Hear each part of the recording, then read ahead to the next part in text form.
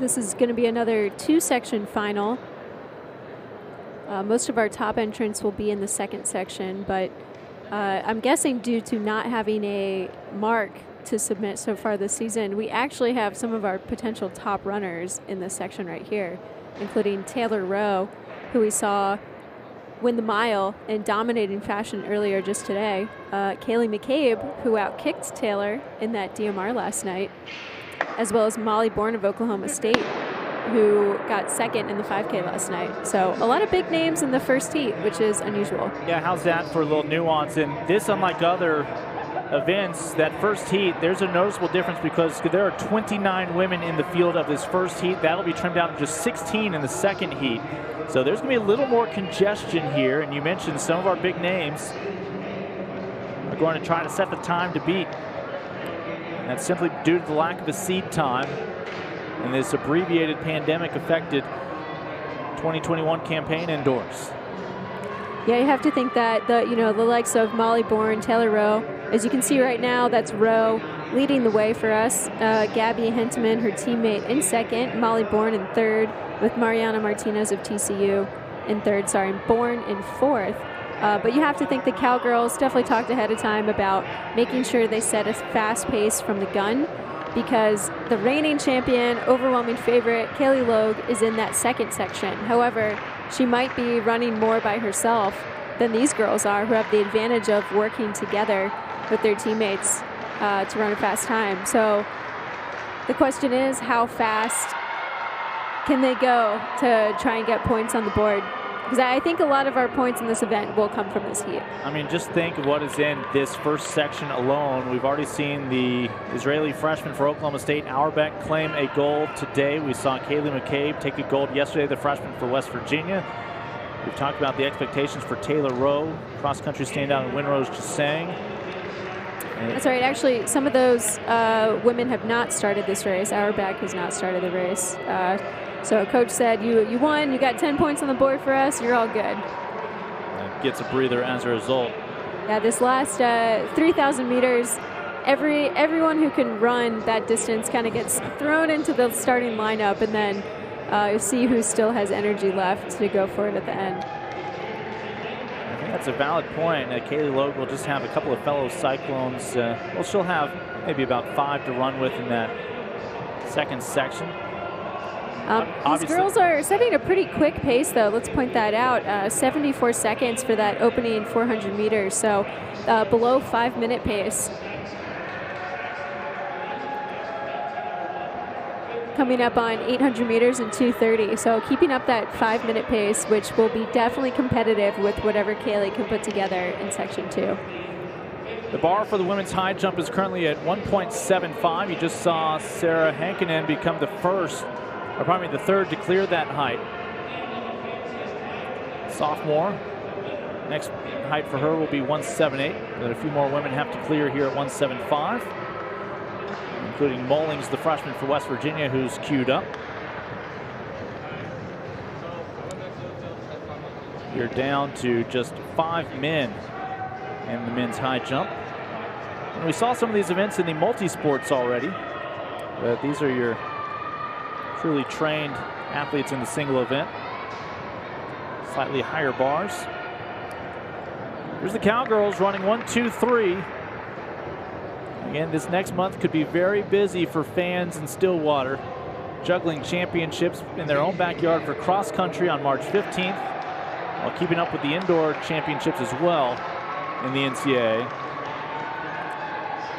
So as you can see, this section has clearly turned into a 4-woman race with Kaylee McCabe hanging on to the end of the 3 Cowgirls. Kaylee, if you remember, had that great finish in the DMR last night, so we know she has a good kick, and specifically was able to outkick Taylor Rowe, who's leading us right now. Yeah, Rowe, who mentioned, of course, used that as motivation for her win earlier today. Rowe already has a silver and a bronze now in these 2 days. He's hoping for another gold here. But this time, Rowe has a little bit of support, strength in numbers, to perhaps help fend off a push from the freshman McCabe. We'll see. Definitely. And that's not even considering what Kaylee Logue is able to do, the other Kaylee in Section 2. Is Kaylee Logue ever the other Kaylee? I know. What a What a surprise. This is pretty interesting. This is an unusual situation where we have 4 of the top women in the slower heat. These women are trying to ultimately deny Kaylee Logue what would be her 9th individual Big 12 championship. She picked up number 8 yesterday in the 5 kick. If anyone could do it, though, I think it could be Taylor Rowe. You know, that 4:39 mile PR is pretty elite. And right now, she just passed through 1400, so the 1600, so 4:59.33. Rowe, Hentemann, and Bourne, your Cowgirls, along with McCabe, the freshman, the lone Mountaineer. And in the second pack, you've got individuals like the freshman Mariana Martinez for TCU and Catherine Dowie for West Virginia. Moments ago, we saw Trip Pippery become the second Longhorn to win the shot put all 4 years of eligibility. He will finally give some other Big 12 standouts a chance in 2022, allegedly. So they're on about 9:20 pace right now for 3K, which would be a 15-second PR for Taylor Rowe. Again, still a lot can change in these high jump standings for the women and men.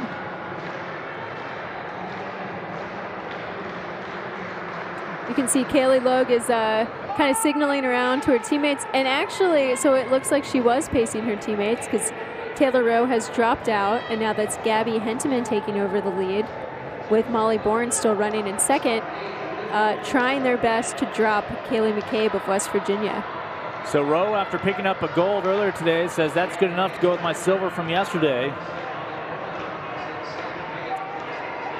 Keep your eye on the black and orange of the Cowgirls. They continue to lap competition with Kaylee McCabe behind them. She's about to pass one of her own teammates. In a moment, your top 3 are going to be isolated in that top left corner of the screen.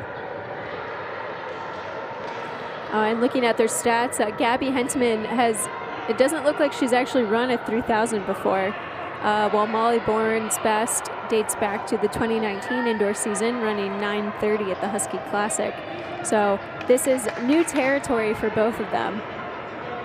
And Kaylee McCabe, being a freshman, she has run one 3,000 before, 9:50. So this would be a huge best for her if she's able to hang on to the Cowgirls. Although they are able to put a slight gap ahead of her right now. Still mostly staying on pace. Just another 38, 30. That was actually a 37, just under 38. We just saw Alyssa Miller for Baylor become the 5th woman to clear 175 today.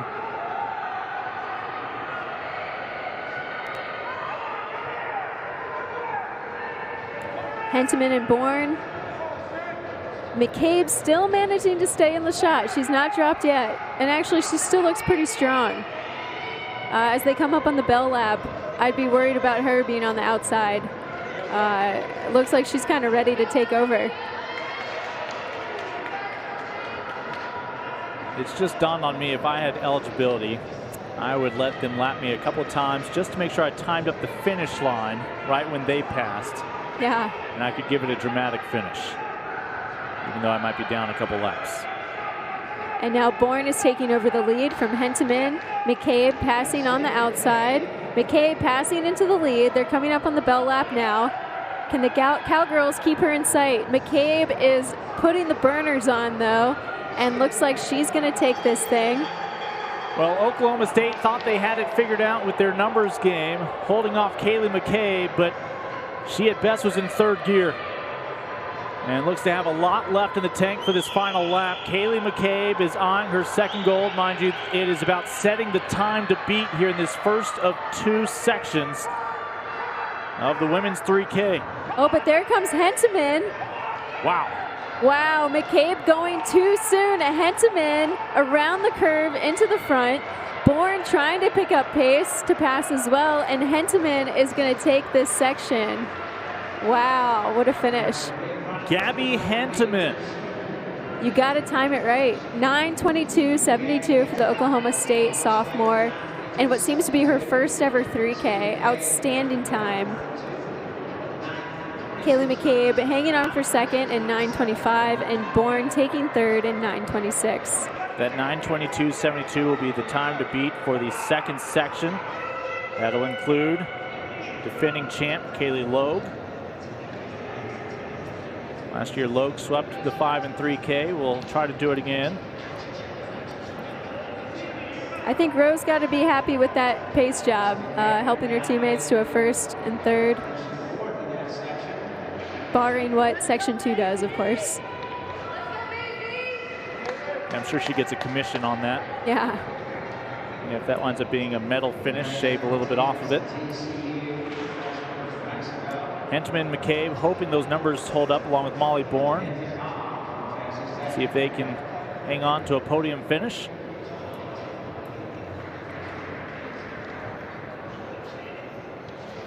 Yeah, to put that time in perspective, that's a 5-minute mile pace for almost double the distance. So here's Hennemann's kick, the sophomore, getting past the West Virginia freshman McCabe.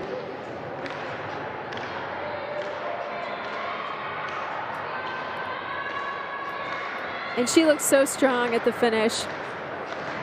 McCabe, after a perfectly timed kick last night to win that DMR for West Virginia, goes a little bit too early in the 3000.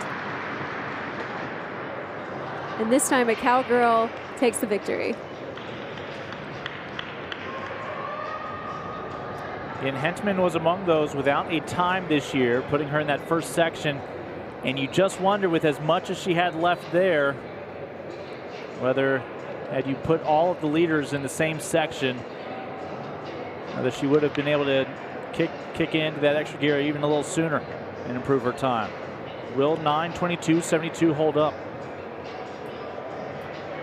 See the team standings: Texas, K-State, Texas Tech, 1, 2, 3. The battle really is for silver between the Wildcats and the Red Raiders.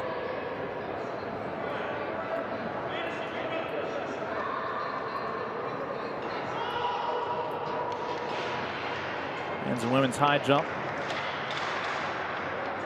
The women's bar has just been moved to 178. Madison Langley Walker, the Sooners, the first to attempt it, unsuccessfully though. She's one of 6 women still left competing for the gold. Her teammate Phelan Rowe, a senior. We'll have her stab at it in a moment. Mentioned the men's high jump. It's currently at 2.18 with only 3 men left in contention. Shankar, the senior for K-State, and a couple of Sooners in Vernon Turner and Chris Banks. And we just saw one of their female teammates, Rowe, with her first attempt unsuccessful at 178. So Section 1 has set the bar pretty high. Yeah, 9:22.72, the time from Hentemann, the cowgirl. And again, a lot of familiar names who we've already seen shine over the past 24 hours plus, all occupying the oval together here. For comparison, Kaylee Logue's winning time from last year was just 9:28. So that's a 6-second difference. It's also a lot harder to do it by yourself. You know, depending if any of the women in this section might be ready to go for that sort of pace. Yeah, you assume Kaylee knows where the clock is located. You might take a couple peeks at it. And she takes the tour of the Sports Performance Center here at Texas Tech. You see her mark earlier this year, though. If she could match that, would be good enough to take the gold again. A tight one on the men's side. Likely going to come down to the final event between the host Red Raiders and the Longhorns. Underway with the second section of the women's 3K. All eyes will be on Kaylee Logue, your cross-country champion once again this year. Yesterday defended the 5K, looking to defend her 3K title.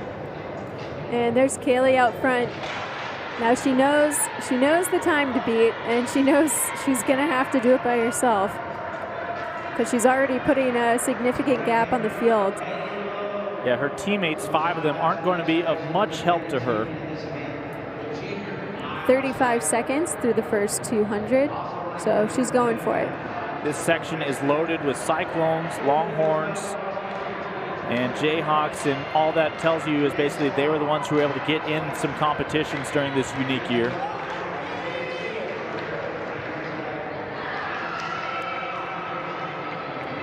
So with Kaylee Logue, we'll just continue to watch the clock. And this is going to be the exact opposite of her 5K win last night, if she manages to pull it off. Last night, she was content to do the sit and kick until she was ready to make her move. Today, she has to go hard from the run, from the gun. And 73 for the first 400, pretty blazing. Already 4 seconds better than her own teammate, the freshman Brenna Cahoon. That margin will likely grow. So she's on pace right now for a 9:07, which would definitely be more than enough to beat 9:22, obviously, but probably a tough pace to keep up.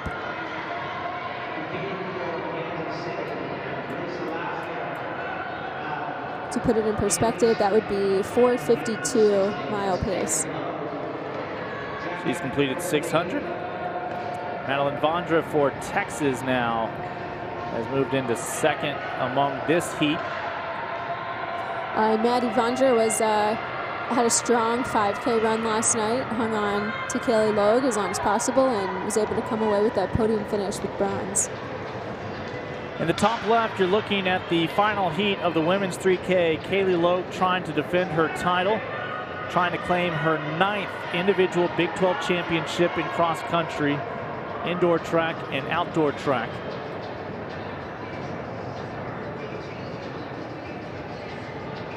But she has a unique burden this year with no visual evidence of where she stands.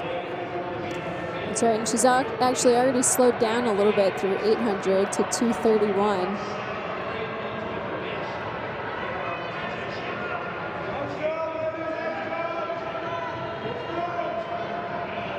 Logue has increased her lead on the rest of that pack that finally gets a little camera time. We're more likely to see them in the background of our high jump coverage. As Kaylee Logue now with the monopoly. This would be quite a way to lose your Big 12 winning streak. It seems a little unfair. Again, we've seen all sports affected in a variety of ways, some more predictable than others from the events of this past 12 months with the global pandemic.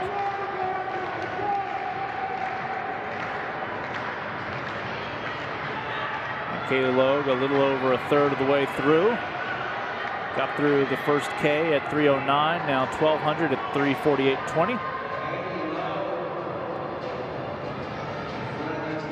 Vondra, the Longhorn, still holding off some other Cyclones. That's Brenna Cahoon, a freshman for Iowa State, currently in third. Just hanging on to that chase pack, led by the senior Longhorn, Vondra. And they're about 6-7 seconds behind Kaylee Logue at this point. Men's high jump is down to 3 men, a pair of Sooners, including Vernon Turner, who's trying to become the first man to clear 2.21. Tries to get a beat going. His 2 opponents have each been unsuccessful on 2 tries. And all 3 of them will have just one more chance to clear 2.21 before we go to a tiebreaker that would favor the Wildcat Schenker. 5:04 at the 1600 for Kaylee Logue. And she's on pace for a 9:33K at this point, so 8 seconds behind. I think at this point it's going to be tough for her to catch up to that first section's times. could argue it would have been better off for her to have never have run this event this year, just working into that first section. Yeah. We won't write her off just yet, though. But yeah, the time to beat 9:22.72. And again, she just has no grasp. She's accustomed to people not being in front of her, but she at least can have a sense every now and then peeking over her shoulder.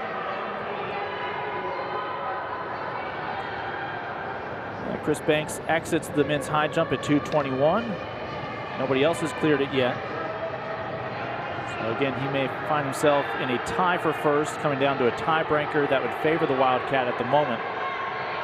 See how the women are looking right now. The bar at 178.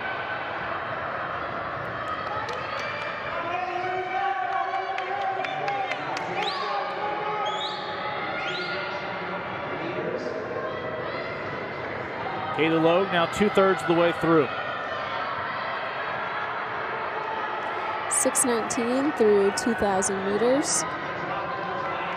So she's getting a little bit faster. Still probably 6 to 7 seconds off that first section.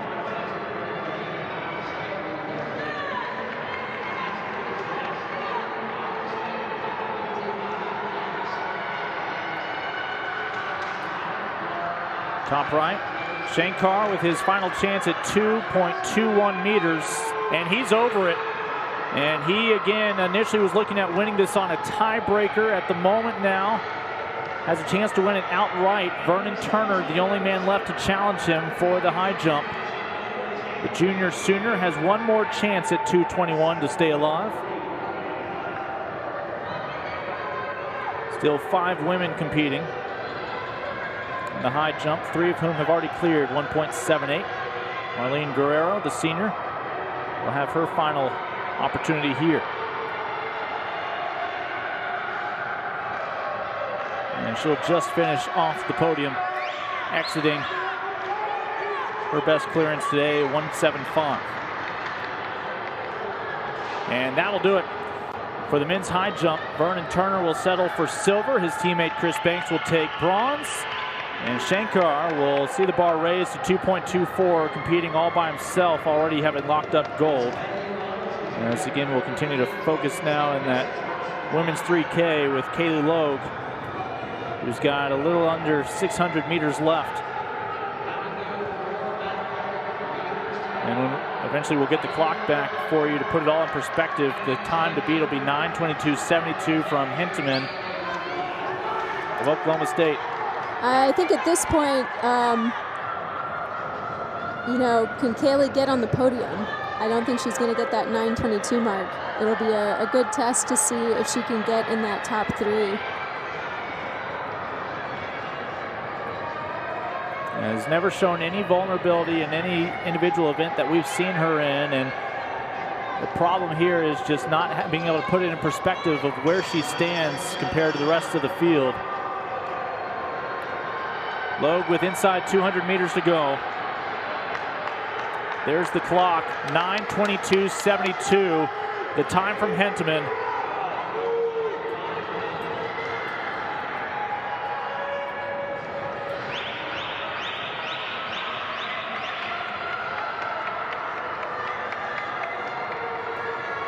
Can Kaylee Logue get on the podium from Section 2? A weird thing to say from this multi-time Big 12 champion, but Hinteman will be your champion in the 3K. Another gold going the way for Oklahoma State. And as dominant as Logue was there in the second heat, just a unique situation. So she will miss the podium and take 4th overall. The final time of 9:30.34. So that means Hinteman and McCabe go 1 and 2. The Cowgirl and the Mountaineer, Molly Bourne, will claim the final spot on the podium. And after running in that first section, Kaylee Logue, just off the mark, will miss out on the medal, let alone missing out on what would have been her 9th individual Big 12 championship.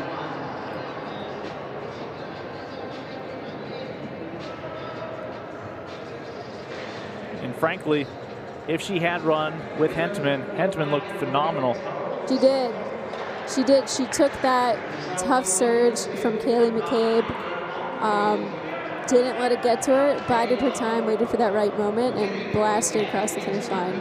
We won't pretend that's the only reason that Logue misses out on another gold. Hentemann, tremendous showing.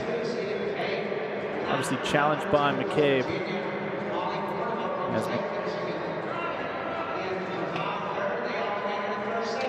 Tough to do that by yourself. Certainly, Kaylee Logue's one of the best runners in the NCAA, and if they're all in the same race, it's too bad we can't see them all in the same race. We can leave it at that. The men's 3K coming up.